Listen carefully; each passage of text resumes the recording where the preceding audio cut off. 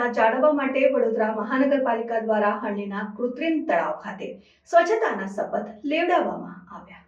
વડોદરા મહાનગરપાલિકા દ્વારા ગણેશ ઉત્સવ દરમિયાન શહેરના વિવિધ વિસ્તારોમાં સ્વચ્છતા જાળવવા માટે વિશેષ પહેલ કરવામાં આવી છે।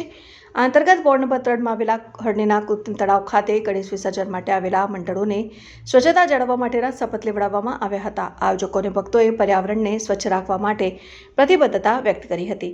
આ પહેલનો મુખ્ય હેતુ ગણેશ વિસર્જન પછી થતી ગંદકી અને પ્રદૂષણને અટકાવવાનો છે। મંડળોને પ્રતિમા વિસર્જન બાદ તળાવની આસપાસનો વિસ્તાર સાફ રાખવા અને પૂજા સામગ્રીનો યોગ્ય નિકાલ કરવા માટે સૂચના આપવામાં આવી હતી। વડોદરા મહાનગરપાલિકાના અધિકારીઓએ જણાવ્યું હતું કે આ શપથ ગ્રહણ કાર્યક્રમ દ્વારા જાગૃતિ ફેલાવીને સ્વચ્છતા અભિયાનને વેગ મળશે। આ પ્રકારના શપથ લેવડાવવા પાછળનો હેતુ નાગરિકોમાં પર્યાવરણ પ્રત્યેની જવાબદારીની ભાવના કેળવવાનો છે। મહાનગરપાલિકાના અધિકારીઓએ આશા વ્યક્ત કરી કે આ પહેલથી ગણેશ વિસર્જનના પવિત્ર કાર્યને સ્વચ્છતા સાથે જોડી શકાય છે, જેનાથી ભવિષ્યમાં આવા ઉત્સવો વધુ પર્યાવરણ મૈત્રીપૂર્ણ બની શકે છે।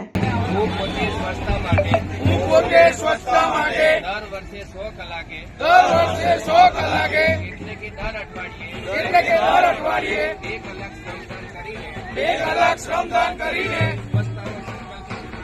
સ્વચ્છતાનો સંકલ્પ પૂર્ણ કરીશ। હું ગંદકી કરીશ નહીં અને કોઈને કરવા દઈશ નહીં। હું સૌથી પહેલા પોતાનાથી પરિવારથી મહોલ્લાથી કાર્યસ્થળથી સ્વચ્છતાની શરૂઆત કરીશ। હું હંમેશા મારા ઘર, દુકાન અને ઓફિસમાં સૂકો અને ભીનો કચરો જુદો રાખીશ।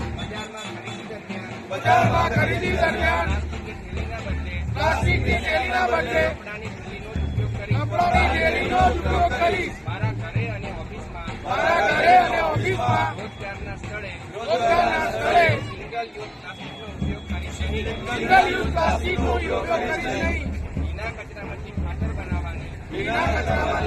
બનાવવાની પહેલની શરૂઆત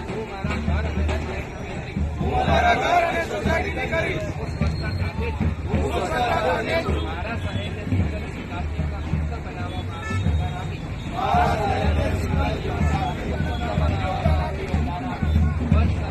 સ્વચ્છ શહેર, સ્વચ્છ રાજ્ય,